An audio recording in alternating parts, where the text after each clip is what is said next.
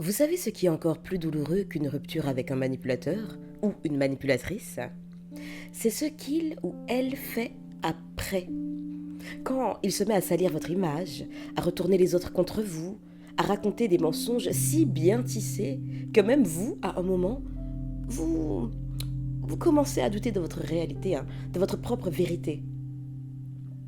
C'est ce qu'on appelle une campagne de diffamation. Et c'est l'une des armes les plus violentes du manipulateur parce qu'elle vise votre réputation, votre crédibilité jusqu'à votre identité. Et le but d'une campagne de diffamation, ce n'est pas seulement de vous blesser, hein, c'est de vous isoler, voire de vous anéantir socialement. De faire en sorte que plus personne ne croit votre version, que vous passiez pour l'instable, la méchante, la personne qui exagère. Et le manipulateur, lui, se positionne en pauvre petite victime.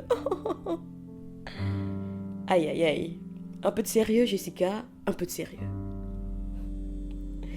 C'est lui qui a tout donné. C'est lui qui a tout fait pour vous. C'est lui qui a essayé. Et lui qui n'a pas été compris. Vous voyez, je vous parle, mais j'ai tellement d'exemples en tête. Tellement d'exemples en tête.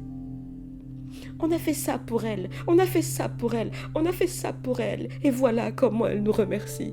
Sauf que ce qu'ignorent les manipulateurs, c'est que bien souvent ce qui se dit finit par se savoir. Enfin, je ferme la parenthèse, poursuivons. Et donc les autres y croient. Parce que ces personnes sont convaincantes, souvent charmantes, et puis elles maîtrisent l'art oratoire d'une façon ou d'une autre. Elles ont parfois un certain charisme, utilisé à mauvais escient. Mais quand même, il faut le reconnaître. En créole, on dit « raille chien me dit dents blanc ». Tu peux ne pas aimer les chiens, mais tu ne peux pas nier que leurs dents sont blanches. Je ferme la parenthèse pour la énième fois. Tandis que vous êtes en miettes, encore sous le choc, totalement estomaqué de ce qui vient de vous arriver, émotionnellement vidé. Et quand vous essayez de vous défendre, vous passez pour le fou ou la folle de service, la menteuse ou le menteur de service. Et ça, c'est la cruauté du processus. On vous retire même le droit de vous expliquer. Mais alors, je vais être très claire.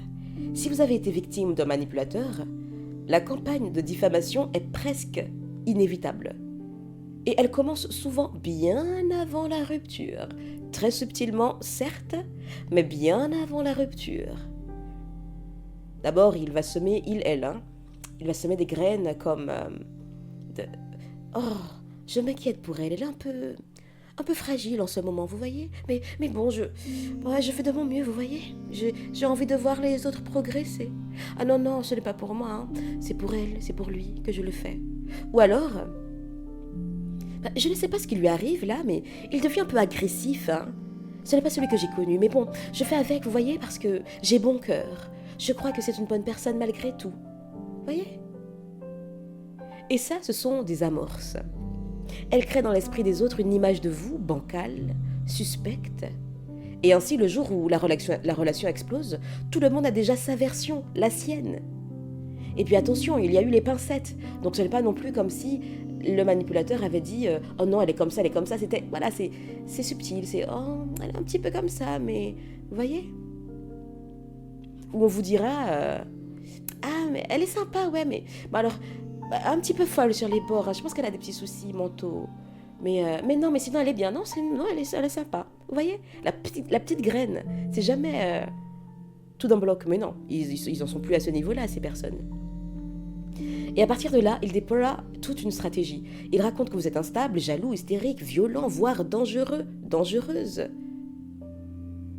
Et c'est là que votre réputation en prend un coup. Et certains vont pousser le bouchon jusqu'à extraire des messages sortis de leur contexte. Et donc, il y aura une part de vérité, mais hors du contexte, on pourra faire dire n'importe quoi à cette petite partie de vérité. Ce sont des gens, qui exagèrent, qui inventent, qui dramatisent. Et pendant ce temps, ils se montrent calmes, posés, blessé, mais digne. Ah, théâtre, théâtre. Et les spectateurs, dans la plupart des cas, malheureusement, tombent dans le panneau. Ce qu'il faut comprendre, c'est que cette campagne n'est pas impulsive. C'est une opération de communication orchestrée avec soin. Le manipulateur veut vous effacer, vous anéantir, vous détruire. Mais avant de le faire, il veut que personne d'autre ne puisse vous voir tel que vous êtes vraiment. La belle personne que vous êtes vraiment. Donc il détruit votre crédibilité pour garder le pouvoir sur le récit. Pour ne pas que vous veniez faire de l'ombre à sa mise en scène soigneusement orchestrée. Et là, beaucoup de victimes commettent la même erreur. Elles essaient de se justifier. Et puis, je ne peux pas leur en vouloir, pour moi-même être passé par là. C'est que quand on n'est pas au fait de ce phénomène, de ce qu'est un pervers narcissique, c'est tellement complexe, tellement violent émotionnellement et psychologiquement que soi-même on a du mal à réaliser ce qui nous arrive. Et donc, les victimes essayent de prouver, d'expliquer, de montrer des preuves, d'envoyer des captures d'écran, de rétablir la vérité. Mais le problème, c'est que plus vous essayez de vous défendre, plus vous donnez l'image qu'il a construite de vous, celle de quelqu'un d'instable, obsédé par le conflit, incapable de lâcher prise. Et là, vous tombez exactement dans son piège. Machiavélique. Mais, vous savez, là on en parle.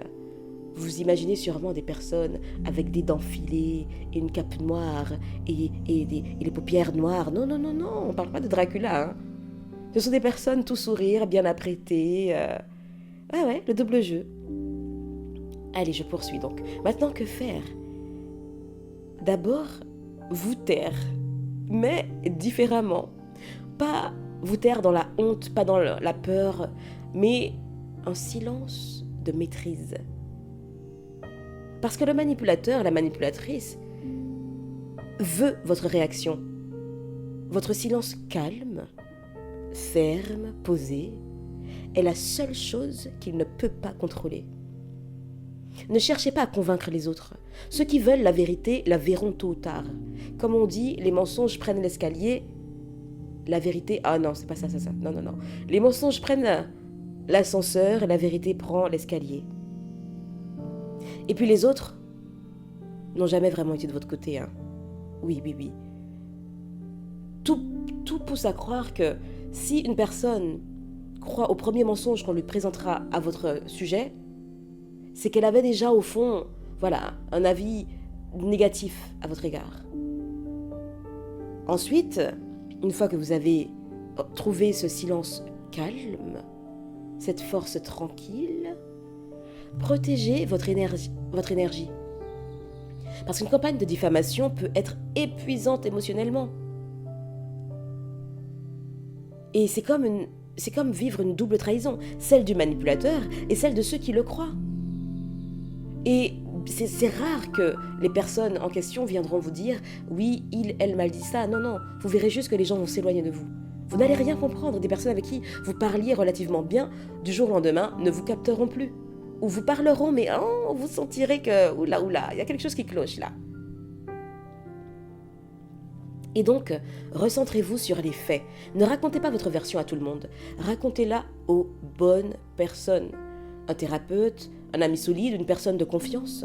Quelqu'un qui vous voit sans filtre, sans influence. Et rappelez-vous, vous n'avez pas besoin de laver votre honneur auprès de ceux qui ont choisi de salir votre nom. Cher ami, gardez ça en tête. Le manipulateur parle de vous parce qu'il a besoin de détourner l'attention de lui-même. C'est une diversion. Et en vous désignant comme le problème, il évite de se confronter à ses propres actes. Il fabrique un ennemi pour exister comme victime. Parce que oui, certains, à défaut de pouvoir exister autrement, vivent par le statut de victime. Et ce mécanisme se répète encore et encore dans toutes ses relations. Oh, tu sais, il m'a fait ça, elle m'a fait ça, mais que veux-tu, je survis. Oh, plaise. Alors, laissez-la jouer son rôle. Et vous, cher ami, continuez votre route, avancez, oui, avancez, volez, oui. Je sais que c'est injuste, je sais que c'est rageant d'être jugé sur des mensonges, mais la justice émotionnelle ne vient pas tout de suite. Elle vient plus tard, bien plus tard, quand les masques tombent. Et croyez-moi, les masques finissent toujours par tomber. Parfois ça prend énormément de temps, mais ça finit toujours par tomber. Et avant de tomber, ça se fissure.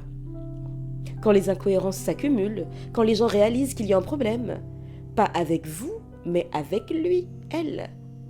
Votre rôle, cher ami, pour l'instant, et jusqu'à nouvel ordre, c'est de tenir, de garder votre dignité, même quand tout pousse à vous défendre, tout vous pousse à vous défendre. De montrer par votre cohérence, votre stabilité, votre évolution, que la vérité finit toujours par se savoir. Et surtout, cher ami, ne devenez pas comme lui, ne devenez pas comme elle, ne devenez pas comme eux. Ne ripostez pas avec les mêmes armes, parce qu'à ce moment-là, il ou elle aura gagné. Il vous aura fait descendre à son niveau. Oh, gardez votre regard droit. Dites peu, mais dites juste. Agissez, ne réagissez pas. Le silence n'est pas toujours une soumission. Parfois, c'est une déclaration de force. Et le temps, lui, devient votre meilleur allié. Un jour, ceux qui ont cru à ces mensonges comprendront. Et ce jour-là, ce jour-là, cher ami, vous n'aurez plus besoin de parler. Votre paix, que je vous souhaite, parlera pour vous. Je vous dis à bientôt, et d'ici là, imposez-vous.